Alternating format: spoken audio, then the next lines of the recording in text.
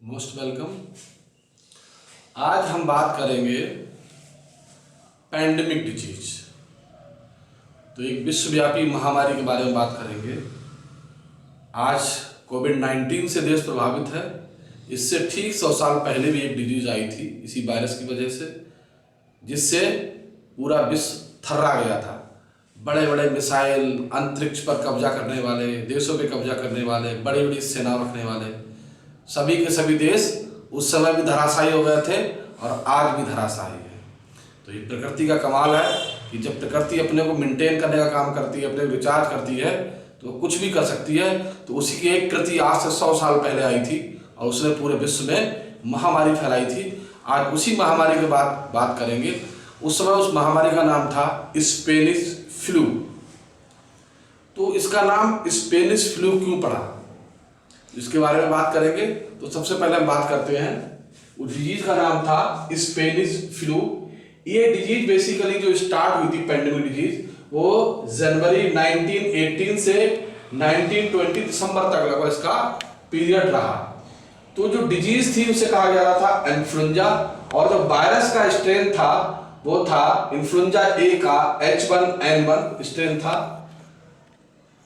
तो ये disease basically pandemic और एपिडेमिक दो टाइप होते हैं। तो एपिडेमिक डिजीज वो होती है जो कहीं पर बहुत तेजी से फैलती है, वो हो जाती है एपिडेमिक। तो एपिडेमिक का ही टाइप होता है पैंडेमिक, यानी कि डिफरेंट ज्योग्राफिकल रीजन में, एक स्थान से उत्पन्न होकर डिफरेंट ज्योग्राफिकल रीजन में जाने की प्रोसेस, जो जाती चली जाती है, फैलती स्प्रेड होती है, वो कहलाती है पैंडेमिक। तो उस समय जो स्वाइन फ्लू था वो पैंडेमिक था। तो एक तो डिजीज थी, महामारी थी। दूसरा जो था, जो 1918 का दौर था, ये प्रथम विश्व युद्ध का दौर था। उसमें प्रथम विश्व युद्ध जोरों पे चल रहा था, समाप्ति की ओर था। तो एक तरफ विश्व युद्ध में लोग मर रहे थे, दूसरी तरफ इस डिजीज के कारण मर रहे थे। तो उस दौर में 1918 से लेकर 1920 तक एक बड़ी जनहानि हुई। एक वो दौर था कि जब उस समय जब हमारा जनसंख्या का, यानी कि जो पॉपुलेशन की स्टडी की गई, तो इस दौर एक बड़ा दौर था जिसमें पॉपुलेशन डिक्रीज हुई। बाकी दौर में इंक्रीज हुई, लेकिन वो दौर था जिसमें पॉपुलेशन बहुत तेजी से डिक्रीज हुई थी। बहुत सारे लोग, इसमें लगभग 50 करोड़ लोग जो थे वो अफेक्टेड हुए थे, इन्फेक्टेड हुए थे। और लगभग इसमें से 50 करोड़ लोग जो थे वो प्रभावित हुए थे, और बहुत सारे लगभग 5 से 10 करोड़ के आसपास इसमें डेथ हो गई थी। तो बहुत ही खतरनाक डिजीज थी। तो इसका नाम स्पेनिश फ्लू क्यों पड़ा? अब जैसा मैंने बताया कि उस समय विश्व युद्ध चल रहा था, तो बहुत सारे कंट्री में जो मीडिया सेंसर था इस पर रोक लगी हुई थी, स्टॉप लगा हुआ था। कोई भी जाकर रिपोर्टिंग वहां पर नहीं कर सकता था विदाउट परमिशन। उस समय जो था, स्पेन एक कंट्री है, उस समय वो उस विश्व युद्ध में भाग नहीं ले रहा था, वो तटस्थ था, वो किसी देश की तरफ से लड़ाई नहीं कर रहा था। तो बहुत शांति था और वहां पर मीडिया आसानी से जा सकती थी। तो वहां पर ये रिपोर्ट हुआ, और तो उसको उस समय जब 1918 में डिजीज स्पेन में फैलना शुरू हुई, तो उस समय लोगों ने समझा कि इसमें स्प्रिंग मौसम चेंज हो रहा है, ये एक मौसमी इन्फेक्शन है, नॉर्मल इन्फ्लुएंजा है, खांसी जुकाम है।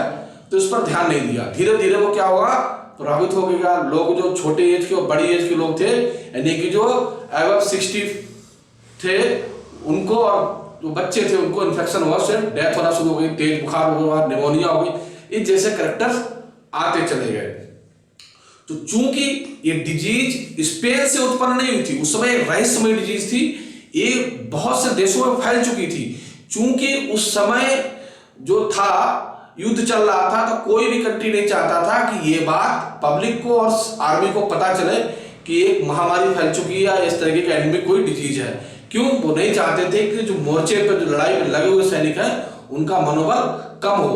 तो डिजीज फैलने की बात बहुत लंबे समय तक देशों ने छिपाए रखा, इसको भ्रम बना रखा कि किसी तरीके की डिजीज है। तो चूंकि सबसे पहले इस डिजीज की जो रिपोर्टिंग की गई थी वो स्पेन से की गई थी, इसी वजह से इस डिजीज को स्पेनिश फ्लू कहा जाता है। तो स्पेन से हुई थी उस समय 1918 में, बहुत सारी तेजी से फैल गई थी, बहुत सारे तेजों से। अब उस समय क्या हुआ कि उसी समय एक अमेरिकन कैंप है कैंसस में, और कैंसस में अमेरिकन कैंप में जो आर्मी का खाना बनाने वाला रसोइया था अल्बर्ट ग्लेच, तो सबसे पहले अमेरिका में इस इन्फ्लुएंजा वायरस का इन्फेक्शन जो था वो रिपोर्ट हुआ। ये उस समय उस कैंप में लगभग 54,000 आर्मी में मेंबर वहां रहते थे, आर्मी रहती थी, और धीरे धीरे वो उससे उस आर्मी के अंदर फैल गया। जब आर्मी के अंदर फैल गया उस समय लगभग 38 आर्मी की जो इन्फेक्टेड हुए थे, लगभग 30 से 38,000 लोग, उसमें से 15 से 20 की मौत हो गई थी, ऑन स्पॉट मर गए थे, और बहुत तेजी से फैलना स्टार्ट हो गया था। हुआ क्या था कि यहां से फिर उस समय जो विश्व युद्ध चल रहा था, तो ब्रिटेन और अमेरिका से जो सेनाएं थी बहुत तेजी से एक कंट्री से दूसरे कंट्री जा रही थी। उसमें बहुत सारे इन्फेक्टेड सिपाही भी थे जो एक कंट्री से दूसरे कंट्री में जा रहे थे। क्योंकि सिपाही जो होते हैं उनके खाने पीने का लाभ उसका एक साथ रहता है, तो जहां जहां वो सेनाएं जाती थी, जहां जहां से ट्रांसफर होती थी, उनके साथ साथ ये वायरस और डिजीज भी ट्रांसफर होती थी। इस तरीके से Britain, America, south Africa, Europe country में ये डिजीज फैल गई, बहुत तेजी से फैल गई, और इतनी तेजी से फैल गई कि उस समय जितने लोग युद्ध में नहीं मरे थे उतने लोग इन्फ्लुएंजा वायरस से इन्फेक्टेड होके मर गए थे। चूंकि अब इसमें दो कारण थे। अगस्त 1918 आते आते धीरे धीरे गर्मी का टेम्परेचर बढ़ा, समर में हुआ टेम्परेचर, और जो डिजीज थी उसका प्रभाव था धीरे धीरे कम होता चला गया, इन्फेक्शन कम होता चला गया। लेकिन ये इन्फेक्शन कम नहीं था, ये आने वाले तूफान की पहले की शांति थी, सूचना थी।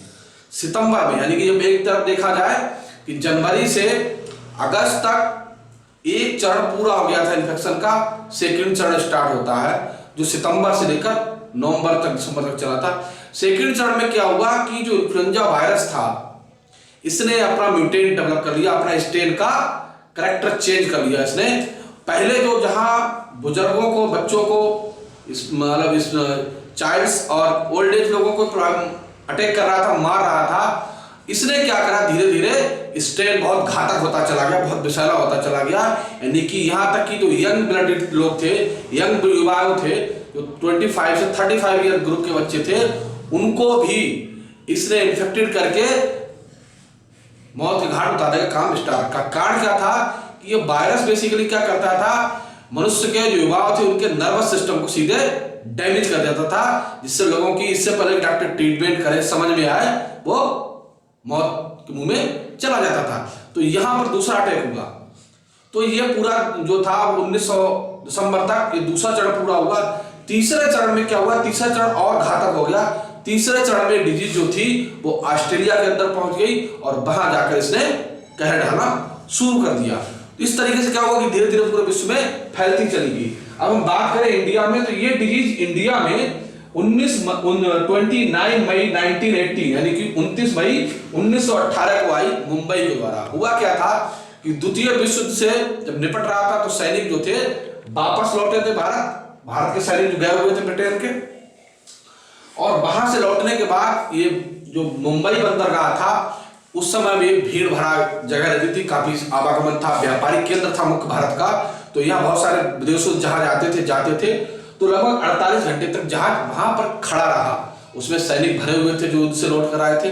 फिर बाद में उस जहाज को वहीं खड़ा कर दिया गया, विश्व समाप्त हो गया, लेकिन उनके जो इन्फेक्टेड लोग थे वो वहीं पर रहे।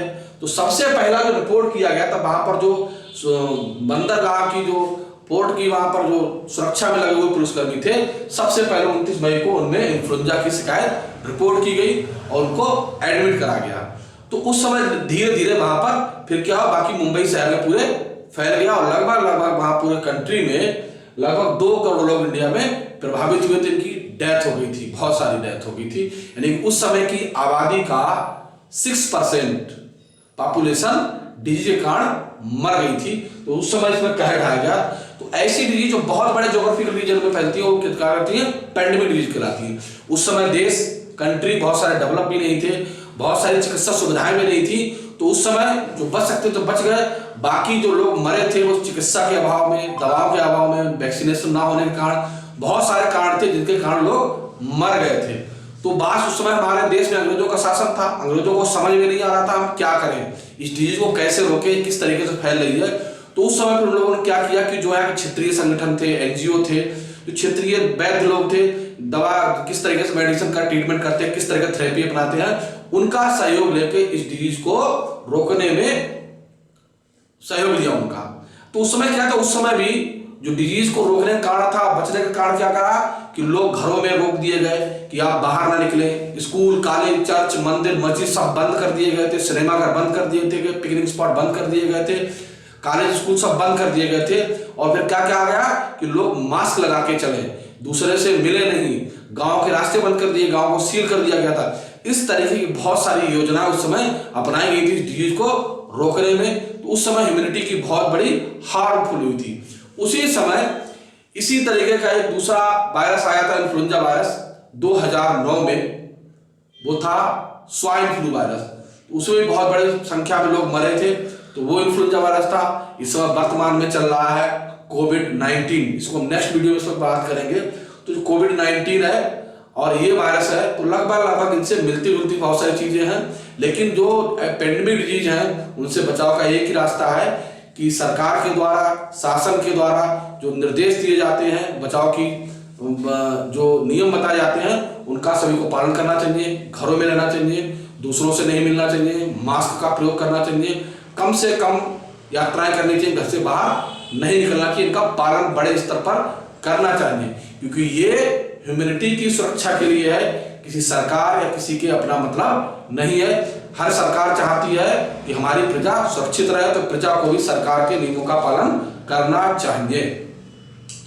तो इस तरीके से जो थी वो डिजीज फैली थी। तो ये पूरी डिजीज जो स्पेनिश फ्लू था, उस समय सबसे ज्यादा लोग मरे थे।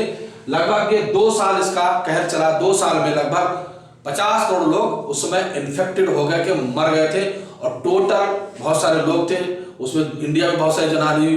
तो अब ये जो वायरल डिजीज होती है बेसिकली, इनको आसानी से रोका नहीं जा सकता है, इनका ट्रांसमिशन रोक कर ही इन पर काबू पाया जा सकता है, और इनके रोकने के लिए कोई पैराशूट टेक्निक नहीं है। इसलिए घर में रहें, सुरक्षित रहें।